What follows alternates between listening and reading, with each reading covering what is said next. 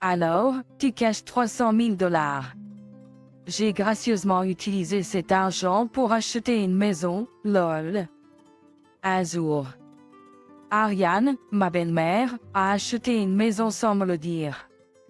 Sérieux. J'en ai discuté avec mon mari. Laisse maman faire ce qu'elle veut. Oublie simplement les 300 000 $. Il a commencé à prendre parti pour Ariane. Il n'y a aucun moyen que je puisse pardonner cela. J'ai juré de me venger contre tous les deux. Je m'appelle Catherine. J'ai épousé Philippe, qui travaille dans la même entreprise alimentaire, il y a 5 ans.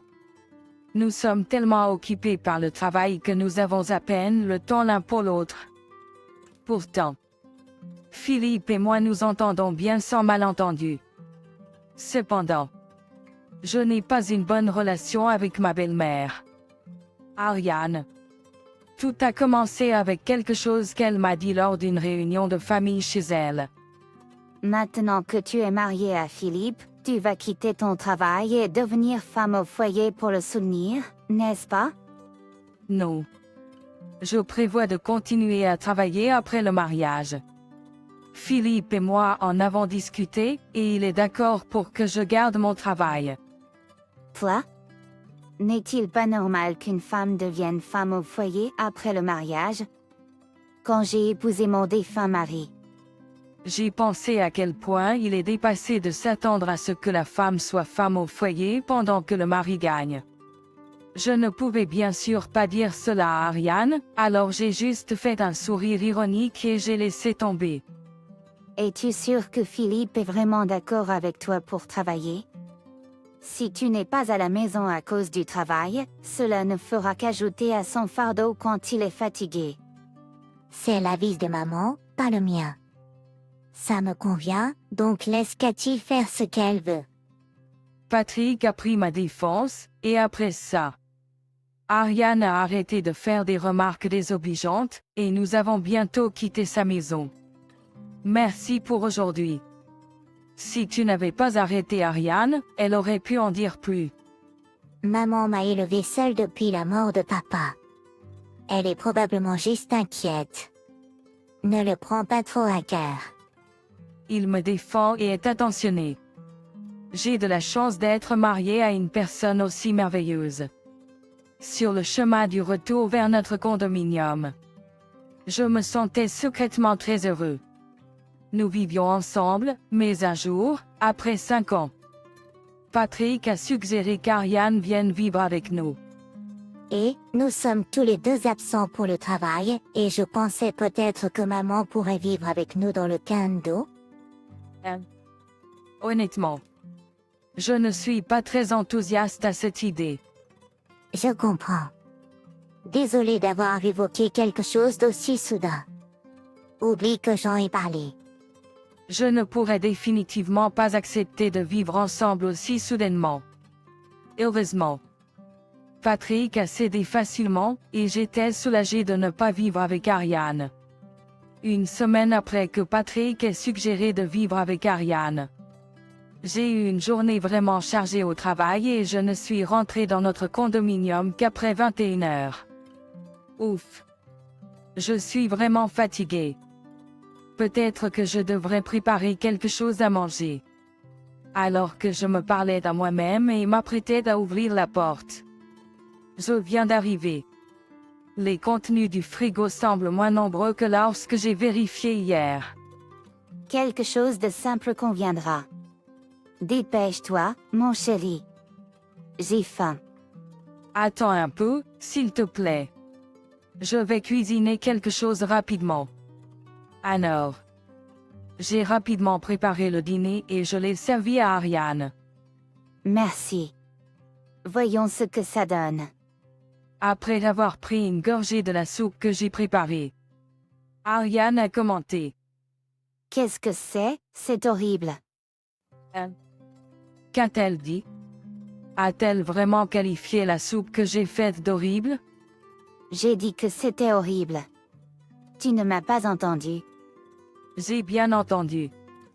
Ce n'était pas une erreur d'audition. Tu es toujours occupé avec le travail, c'est pourquoi tu ne peux cuisiner que ce genre de repas. Quitte ton emploi et deviens une vraie femme au foyer. Mais Philippe dit toujours qu'il adore les repas que je cuisine.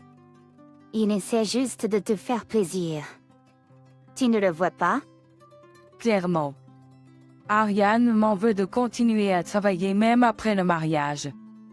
Elle n'a cessé de faire des remarques désobligeantes pendant environ 1 heure. Je passerai de temps en temps. Veille à bien t'occuper de la maison. Relativement soulagée après avoir exprimé ses frustrations, Ariane a quitté ma maison de bonne humeur. 30 minutes plus tard, Philippe est rentré à la maison. Et as-tu donné un double de play à Ariane? Oui. Je l'ai fait. Mais quoi? Elle était soudainement dans notre maison aujourd'hui. Et même après lui avoir donné à manger, elle s'est plainte que la nourriture était affreuse. Eh bien, ce n'est pas grave. Quel genre de réponse est-ce? Elle vient sans prévenir, ridiculise le repas que j'ai préparé, et je suis censé juste le tolérer. C'est tout à cause de toi qui lui a donné un double de play en premier lieu. Quand j'ai dit ça, Philippe s'est mis en colère et a répliqué. Tu aurais dû juste accepter de vivre avec maman. Je suis fatiguée. Je vais me coucher. Je n'ai pas besoin de dîner. Suis-je à blâmer? N'est-ce pas toi qui as convenu que c'était une mauvaise idée? Les paroles de Philippe, que je pensais être mon allié, ont presque brisé mon cœur. Le lendemain, et le jour suivant aussi. Cet endroit est un désordre. As-tu même nettoyé correctement? Ces vêtements sont tout froissés. C'est honteux. Ariane est venue chez nous tous les jours pour se plaindre et puis partir. J'aurais peut-être pu endurer cela seule. 1 semaine après qu'Ariane a commencé à fréquenter notre maison, j'ai remarqué quelque chose d'étrange. Les courses manquent à nouveau. Et le détergent que j'avais stocké a aussi disparu. Les courses manquent à nouveau. Et le détergent que j'avais stocké a aussi disparu. Notre condominium et le lieu d'Ariane sont à moins de 10 minutes à pied. Il est étrange que les courses et les fournitures quotidiennes disparaissent tous les jours. Je ne voulais pas la soupçonner, mais Ariane doit se faufiler et les prendre. Ariane, tu n'as pas pris des choses dans notre maison, n'est-ce pas? Un jour, quand Ariane est venue, j'ai rassemblé mon courage pour demander. J'espérais que ce n'était qu'un malentendu. Mais alors, Oh, tu as découvert, n'est-ce pas? Ariane a facilement avoué avoir pris les articles. Tu ne peux pas juste prendre des choses sans demander. Ce sont nos fournitures ménagères et notre nourriture. Quel est le problème? C'est la maison de mon fils après tout. C'est gaspiller de laisser la nourriture se gâter, surtout que tu es rarement à la maison à cause du travail. Comment peut-elle être si peu désolée, agissant comme si ce n'était pas grave? Je comprends que c'est aussi la maison de Philippe, mais quand même. Ah, au fait. J'ai découvert tes économies de 300 000 $. J'ai utilisé cet argent pour acheter une nouvelle maison, lol. Toi? De quoi tu parles? Ne fais pas semblant de ne pas savoir, lol. Tu l'avais enregistré sur ta carte bancaire, n'est-ce pas? J'ai été tellement surprise de voir combien il y avait quand je l'ai ouvert. Je n'arrivais pas à comprendre ce qu'elle disait. Elle a utilisé mes économies de 300 000 $ pour acheter une maison. Sans la permission de qui que ce soit. Mais on ne peut pas retirer juste avec la carte bancaire, n'est-ce pas? Tu connais le code PIN? Tu avais écrit le code PIN sur une note glissée dans ta carte bancaire, tu te souviens? 101. J'ai fait une erreur. Je n'aurais jamais pensé que quelqu'un regarderait ma carte bancaire, alors j'ai été négligent. C'est vrai. J'avais glissé une note avec le code PIN pour ne pas l'oublier. J'ai toujours voulu vivre dans une maison plus belle. Cela s'est parfaitement arrangé. Ariane a dit cela en riant en quittant ma maison. Je ne pouvais pas pardonner cela. Utiliser l'argent de quelqu'un de cette manière. J'ai dit à Philippe qu'Ariane avait utilisé l'argent pour acheter une maison sans permission, mais Laisse juste maman faire ce qu'elle veut. Oublie les 300 000 $. il a dit cela comme si cela ne le concernait pas. Laisser une si grosse somme d'argent être utilisée sans permission et laisser tomber. Cette mère et ce fils sont incroyables. À ce moment-là, j'avais perdu toute affection pour Philippe. Malgré le fait d'avoir déjà été exploité. Je ne pouvais plus le supporter. J'ai décidé de me venger contre eux. Le lendemain, j'ai invité Ariane pour confirmer de nouveau si elle a vraiment acheté une maison avec mon argent. Pour rassembler des preuves solides. J'ai secrètement lancé l'enregistreur vocal de mon téléphone portable avant de lui parler. Tu as dit hier que tu as utilisé 300 000 $ de ma carte bancaire pour acheter une nouvelle maison. Est-ce vrai? Oui, c'est vrai.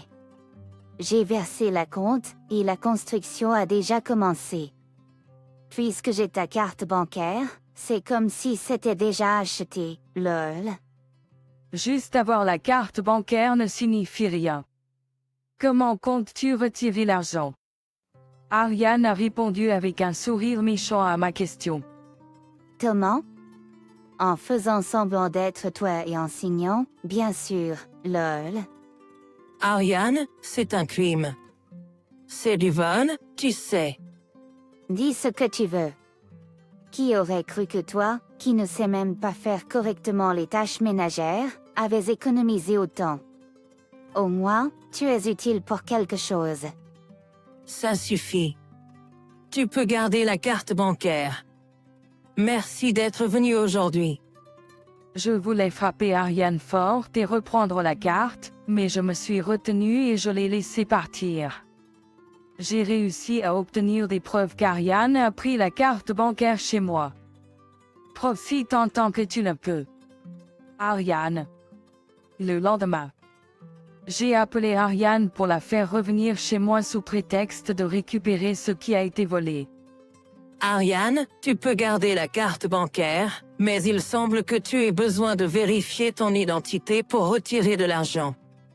Je le retirerai pour toi, alors est-ce que je peux garder la carte bancaire? Oh. Je ne savais pas ça. Je vais le rapporter tout de suite alors. Merci. J'ai dit cela à Rebelle par téléphone, mais bien sûr, il est hors de question que je retire une somme aussi importante sans une pièce d'identité appropriée. Elle est tellement stupide. Elle ne cherche que de l'argent facile, sans se soucier le moins du monde que ce qu'elle fait est un crime. Après avoir récupéré la carte bancaire chez Rebelle, je suis immédiatement allé au poste de police. Que puis-je faire pour vous? Y a-t-il eu un accident? Oui, ma belle-mère a pris ma carte bancaire sans permission et essayait de l'utiliser pour acheter une nouvelle maison. Attendez, ce n'est pas vous qui achetiez? Non, à moi. Ma carte bancaire a été volée. Je voudrais porter plainte. La police a pris mon histoire au sérieux, sentant que ce n'était pas un sujet trivial, et a accepté ma déclaration. J'ai dit à Philippe que j'avais déposé une déclaration à la police. J'ai dit à la police que Arabella avait volé ma carte bancaire. Elle pourrait bientôt être arrêtée. Comment ça? Pourquoi maman se ferait-elle arrêter par la police? Et quoi? Tu ne comprends pas que ce que Arabella fait est un crime sérieux? Même ainsi, tu n'aurais pas dû aller à la police. Parler avec toi est inutile. Tu dis juste de laisser ta mère faire ce qu'elle veut. Pourquoi devrais-je juste remettre une grosse somme d'argent à cette vieille femme? Toi, comment peux-tu appeler ta belle-mère une vieille femme comme ça? Juste parce que c'est ma belle-mère, est-ce que cela signifie qu'elle peut tout faire? Si elle essayait de me tuer, devrais-je juste accepter cela tranquillement? Ridicule. Je n'ai pas économisé tout ce temps juste pour le donner à un rebelle. Eh bien, c'est une sacrée vieille sorcière. Assez. Après avoir entendu ce que j'ai dit, Patrick est allé dans sa chambre. Quand il est revenu dans le salon, il m'a tendu les papiers du divorce. Je n'aurais jamais pensé que tu étais le genre de personne à mettre en scène de telles choses. Signe ceci. Je ne m'attendais jamais à ce qu'il ait toujours de tels papiers prêts. Eh bien, si c'est ainsi, je suppose que ça peut être aidé. Jean avait de toute façon marre de lui. Tu essaies de me menacer? Donne-le ici. Je vais le signer. Patrick semblait un peu surpris que j'ai accepté de signer si facilement. Après l'avoir signé, j'ai montré les papiers du divorce à Patrick. Tiens. C'est ce que tu voulais, n'est-ce pas? Ah, oui. Alors. Je vais déposer ça. Il ne voulait probablement plus me voir. Après cette conversation, il a quitté précipitamment notre maison au milieu de la nuit. Il est probablement allé chez Ariane. 20 minutes plus tard, mon téléphone portable a sonné. Anno. Que veux-tu? C'était Philippe qui appelait. J'ai dit à maman à propos du rapport de Pauline déposé. Oui. Anno? Pouvez-vous retirer le rapport, s'il vous plaît? Toi? Pas question. Il n'y a aucune chance que je le retire. Regrettez-vous? De fausses remords ne changent rien. Elle ferait juste la même chose à nouveau. Comme je le pensais. Patrick a encore appelé. Quoi maintenant? Je n'ai rien d'autre à vous dire, et j'étais sur le point d'aller me coucher. Je suis désolée. Je ne voulais pas nuire. L'appelant n'était pas Patrick, c'était Ariane. Elle pleurait et s'excusait, mais pensait-elle vraiment que cela arrangerait tout? Ce n'est pas parce que tu pleures et t'excuses que je vais te pardonner. Et comment peux-tu dire que tu ne voulais pas nuire? Tu as délibérément pris ma carte bancaire. Mais, je voulais vraiment une maison. J'ai vécu dans un appartement tout ce temps. Donc tu pensais que c'était correct d'utiliser l'argent de quelqu'un d'autre pour cette raison? Tu es vraiment méprisable. Pourquoi devrais-je donner mon argent pour une raison aussi futile? C'est complètement incompréhensible. Alors tu aurais dû demander à ton fils. Oui, je sais. Nous avons un double revenu, mais je gère les finances du ménage. C'est pourquoi, quand j'ai vu les 300 000 $ sur ta carte bancaire, je viens d'être tentée. Je comprends.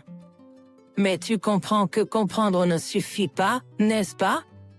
Réfléchis à tes actions en prison, s'il te plaît. Cet argent a été épargné désespérément par moi bien avant que je ne me marie avec ton fils.